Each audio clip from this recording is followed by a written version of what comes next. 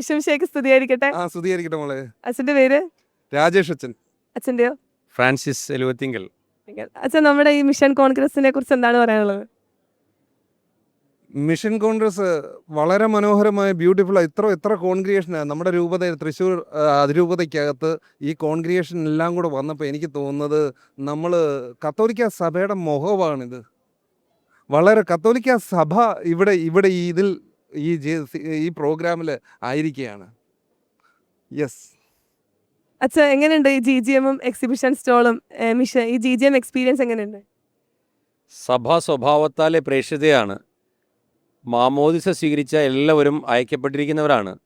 അതുകൊണ്ട് ഇത് വലിയൊരു ഉണർവ്, സ്വന്തമായ അസ്തിത്വത്തെപ്പറ്റിയുള്ള വ്യക്തമായ ധാരണ നൽകാനായിട്ട് വളരെയധികം ഉപയോഗപ്പെടുന്നുണ്ട്. ഇപ്പോൾ ഞാനൊരു വ്യക്തിപരമായിട്ട് പറഞ്ഞാൽ, ഇവിടെ വരുന്ന ഓരോ വ്യക്തികളും ഉള്ളിൻ്റെ ഉള്ളിൽ ഞാനൊരു പ്രേക്ഷിതയാണ് എന്നുള്ള ബോധ്യത്തോടു കൂടെ പുറത്തിറങ്ങി പോകാൻ പറ്റുന്ന വിധത്തിലാണ് ഇവിടെ എല്ലാം സജ്ജീകരിച്ചിരിക്കുന്നത്.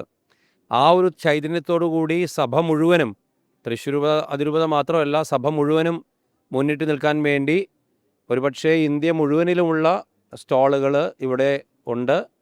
അത് വന്ന് കാണാൻ, അനുഭവിക്കാൻ, അതിൻ്റെ കാര്യങ്ങൾ മനസ്സിലാക്കാൻ, അവസാനം ഒരു പ്രേക്ഷിതനും പ്രേക്ഷിതയായി മാറാൻ ഈ GGM ഇടവരുത്തട്ടെ എന്നുള്ളതാണ് എൻ്റെ ആശംസ.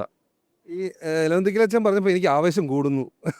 ടു റീച്ച് ഔട്ട്, ദൈവസ്നേഹത്താൽ നിറഞ്ഞ് പുറത്തേക്കങ്ങ് കവിഞ്ഞൊഴുകുക.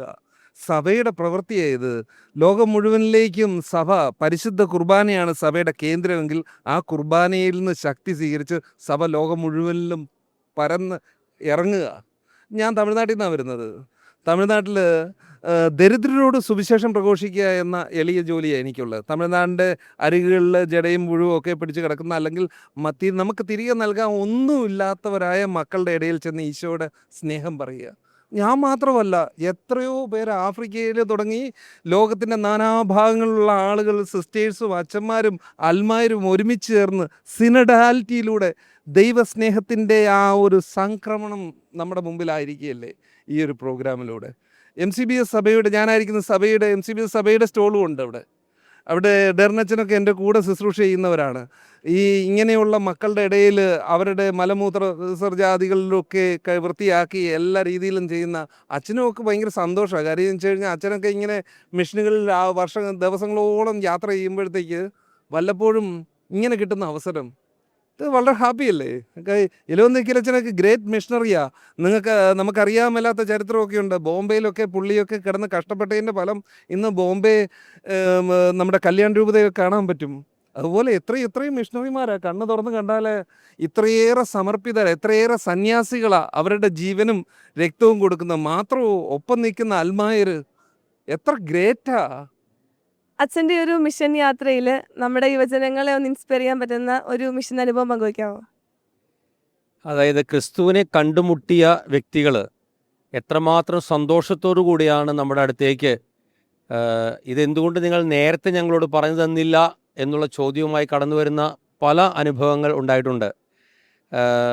കല്യാൺ രൂപതയിലും പിന്നെ ശംഷാബാദ് രൂപതയിലും ഇന്ന് പ്രവർത്തിച്ച് മുന്നോട്ട് പോകുമ്പോൾ ഒരുപാട് പേർക്ക് ക്രിസ്തുവിൻ്റെ വിശ്വാസ തെളിച്ചം യേശു ക്രിസ്തുവിനെ ഏകരക്ഷകനും നാഥനുമായി ഏറ്റുപറയുന്നതിലുള്ള അഭിമാനം അത് നമുക്ക് ഭയങ്കര ഒരു ഉത്തേജനവും ഉന്മേഷവും നൽകുന്ന അനുഭവങ്ങളാണ്.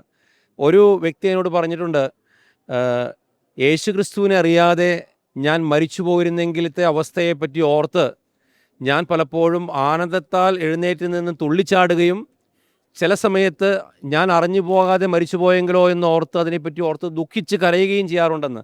അപ്പോൾ ചില മനുഷ്യരൊക്കെ എത്രമാത്രം അവരുടെ ഹൃദയത്തെ അത് സ്പർശിക്കുന്നു എന്നുള്ളത് നമ്മളെ സ്തബ്ധരാക്കുന്നതാണ്.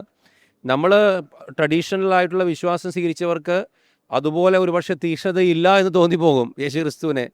ഒരിക്കൽ ഞാൻ ഓർക്കുന്നു, ഒരു അമ്മച്ചി എഴുത്തും വായനയൊന്നും അറിയില്ല, പക്ഷേ കാണുന്നവരോടൊക്കെ യേശു ക്രിസ്തുവിനെ പറ്റി എന്നോടൊന്ന് പറഞ്ഞു തരാമോ, എനിക്ക് വായിച്ചറിയാനും സാധ്യതയില്ല എന്ന് പറയുന്ന ഒരു അമ്മച്ചിയെ, പ്രായമുള്ളൊരമ്മച്ചിയെ പരിചയപ്പെട്ടതായിട്ട് ഞാൻ ഓർക്കുന്നു. യുവജനങ്ങളിലും ധാരാളം പേർ 13 വയസ്സിലെ യേശു ക്രിസ്തുവിനെ ദർശനത്തിലൂടെ കണ്ട് പിന്നെ വളരെയധികം ഇൻസ്പയറായി യേശുവിനെ പറ്റി പഠിച്ച് വലിയ മറ്റ് മതവിശ്വാസികളുടെയൊക്കെ ഇടയിൽ നിന്ന് ധൈര്യത്തോടു കൂടി എഴുന്നേറ്റ് നിന്ന് കർത്താവിനെ പറ്റി പ്രസംഗിച്ചു കൊണ്ടിരുന്ന ഒരു വ്യക്തിയെ ഞാൻ ഓർക്കുന്നുണ്ട്. അങ്ങനെ ഒരുപാട് ഓർമ്മകൾ മനസ്സിലൂടെ കടന്നു പോകുമ്പം ഈ യേശുക്രിസ്തു എന്ന ആ ഏകദൈവത്തെ തിരിച്ചറിയുന്ന വലിയ സമൂഹം നമുക്കുണ്ടാകണം. ഭാരതത്തിൽ ഇനിയും സുവിശേഷം പ്രഘോഷിക്കപ്പെടണം. നമ്മുടെ ശതമാനങ്ങളൊക്കെ നമുക്കറിയാവുന്നതാണ്. അപ്പോൾ നമ്മളുടെ വലിയ ഉത്തരവാദിത്വമാണ്, ഓരോ വ്യക്തിയുടെ ഉത്തരവാദിത്വമാണ്. അത് അച്ഛൻ കന്യാസ്ത്രീ എന്നുള്ള രീതിയിൽ തിരിച്ചു നിർത്താൻ പറ്റുന്നതല്ല. ഫിയാത്ത് മിഷൻ മുന്നിലേക്ക് എടുത്തു വെച്ചിരിക്കുന്നത് അൽമായർക്ക് സുവിശേഷ പ്രഘോഷ രംഗത്ത് വലിയ ദൗത്യമുണ്ടെന്നുള്ള വലിയ ബോധ്യം അവർ ഏറ്റുപറയുകയാണ്. അത് യേശുക്രിസ്തു പറഞ്ഞ അവസാനത്തെ കൽപ്പന, നിങ്ങൾ പോവുക, പ്രഘോഷിക്കുക, ശിഷ്യപ്പെടുത്തുക, സ്നാനപ്പെടുത്തുക, പഠിപ്പിക്കുക. കർത്താവ് പറയുന്നു, സ്വർഗത്തിൻ്റെയും ഭൂമിയുടെയും മുകളിലുള്ള അധികാരം എനിക്ക് നൽകപ്പെട്ടിരിക്കുന്നു. ഞാൻ അധികാരത്തോടു കൂടി നിങ്ങളെ പഠിപ്പിക്കുകയാണ്. പിതാവായ ദൈവം എന്നെ അയച്ചതുപോലെ ഞാൻ നിങ്ങളെ അയക്കുന്നു. അപ്പോൾ നമ്മളൊക്കെ അയച്ചിരിക്കുന്നത് കർത്താവ് ഈശോ മിശിഹായുടെ അതേ ദൗത്യം നൽകിക്കൊണ്ടാണ്. പരിശുദ്ധാത്മാവിനെ സ്വീകരിച്ച് ശക്തിപ്പെട്ട് നമ്മൾ ഈ കർത്താവ് നൽകിയ അധികാരത്തോടുകൂടി പോകുമ്പോൾ ലോകത്തിൻ്റെ അതിർത്തികൾ വരെ നമ്മളോട് പോകാൻ പറഞ്ഞിട്ടുണ്ട്. കർത്താവ് ഈശോ മിശിഹ നമ്മുടെ കൂടെ ഉണ്ടായിരിക്കുമെന്ന് ഉറപ്പ് നൽകിയിട്ടുണ്ട്. അപ്പോൾ അത് ഇന്ന് മനസ്സിലാക്കുന്ന മനുഷ്യർ ധൈര്യത്തോടെ ചങ്കൂറ്റത്തോടെ കർത്താവ് ഈശോ മിശിഹയെ പ്രഘോഷിക്കാൻ വേണ്ടി ഇറങ്ങുക. ഈ പ്രസംഗിക്കുന്നത് നമുക്ക് അഭിമാനിക്കാനോ അഹങ്കരിക്കാനോ ഒന്നുള്ള കാര്യമല്ല. പൗലോസ് കൃത്യമായിട്ട് പറയുന്നുണ്ട്, അതെൻ്റെ കടമയാണ്. പ്രസംഗിച്ചില്ലെങ്കിൽ നിനക്ക് ദുരിതം എന്നാണ് പറഞ്ഞിരിക്കുന്നത്. എനിക്ക് പലപ്പോഴും ഭയം തോന്നിയിട്ടുള്ളത്, സുവിശേഷം വേണ്ടത്ര പ്രസംഗിക്കാതെ മരിച്ചു പോയാൽ സ്വർഗത്തെ പോകുമോ എന്നുള്ളതാണ്. പൗലോസ് കൃത്യമായിട്ട് പറയുന്നുണ്ട്, നീ സുവിശേഷം പ്രസംഗിക്കുന്നില്ലെങ്കിൽ നിനക്ക് ദുരിതം. ഈ ദുരിതം എന്ന വാക്ക് എന്താ ഉദ്ദേശിച്ചിരിക്കുന്നത്? ഈ ഭൂമിയിൽ നിനക്ക് എന്തെങ്കിലും കുറവുണ്ടാവുന്നതല്ല. സ്വർഗത്തിൽ ചെല്ലുമ്പോൾ നീ പ്രസംഗിച്ചിട്ടില്ലെങ്കിൽ നിനക്ക് സ്വർഗം കിട്ടില്ല എന്നാണ് ഉദ്ദേശിച്ചിരിക്കുന്നത്. ഞാൻ പലപ്പോഴും വിചാരിക്കാറുണ്ട്, ഈ നസ്രാണി ക്രിസ്ത്യാനികൾക്ക് എന്തിൻ്റെയാ കുറവ്? പള്ളികൾക്ക് പള്ളി, വിശ്വാസത്തിന് വിശ്വാസം, എല്ലാ സൗകര്യങ്ങളും. പക്ഷെ ഒരു സ്വർഗത്തിൽ പോവോ? സുവിശേഷം പ്രസംഗിച്ചില്ലെങ്കിൽ പോകില്ല എന്നുള്ളത് തന്നെയാണ് സഭ പഠിപ്പിക്കുന്നതും. അതുകൊണ്ട് ഈ ഒരു അവസരത്തെ ചെറിയ ഒരു വിസിറ്റും എക്സിബിഷനും എല്ലാം മനോഹരമെന്ന് പറഞ്ഞു പോകുന്നതുമാകാതെ ആത്മാർത്ഥമായിട്ട് ഇത് എൻ്റെ ദൗത്യമാണെന്ന് ഓരോരുത്തരും ചങ്കിൽ തൊട്ട് പറയാൻ പറ്റുന്ന വിധത്തിലുള്ള വിശ്വാസദാർഢ്യവും അതുപോലെ മിഷണറി ആകാനുള്ള ദൗത്യവും നമ്മൾ പേറിക്കൊണ്ട് വേണം ഇവിടെ നിന്ന് പുറത്തു പോകാൻ. അതാണ് ആഗ്രഹവും ആശംസയും. ദൈവം അനുഗ്രഹിക്കട്ടെ. സുവിശേഷം ജീവിക്കാനുള്ള, അച്ഛൻ പറഞ്ഞത് കറക്റ്റ്, സുവിശേഷം ജീവിക്കാനുള്ള മാമോസ സ്വീകരിച്ച എനിക്ക് അടങ്ങിയിരിക്കാനാവില്ല. യേശുക്രിസ്തു നമുക്ക് വേണ്ടി ജീവൻ ബലി കഴിച്ചു എന്നതിൽ നിന്ന് ദൈവസ്നേഹം മനസ്സിലാക്കിയ നമുക്ക് അടങ്ങിയിരിക്കാനില്ല. നമ്മളും മറ്റുള്ളവർക്ക് വേണ്ടി ജീവൻ ബലി കഴിക്കുക എന്നതാണ് നമ്മുടെ മിഷണറി ദൗത്യം. മാമോദീസായിലൂടെ നമുക്ക് ലഭ്യമായി അത് നമ്മൾ വളർത്തിക്കൊണ്ട് വരിക എന്നതാണ്. ആർക്കും ഒഴുകഴിവില്ല. ആത്മായനോ അച്ഛനോ സിസ്റ്റേഴ്സിനോ ആർക്കും ഒഴുകഴിവില്ല. നമ്മൾ ഒരുമിച്ച് ആ ദൈവസ്നേഹത്തിൻ്റെ വാഹകരാകുക. ബെന്നി പുന്നത്തറ സാറ് തുടങ്ങിയ ശാലോം TV ഇവാഞ്ചലൈസേഷൻ്റെ മേഖലകളിൽ കേരള സഭയെ എത്രമാത്രം ഉണർത്തിയിട്ടുണ്ട്. അതിലൂടെ പ്രാർത്ഥിച്ച് തുടങ്ങിയ ഒരു കേരള സമൂഹം ഇന്ന് നമ്മുടെ മുമ്പിലുണ്ട്.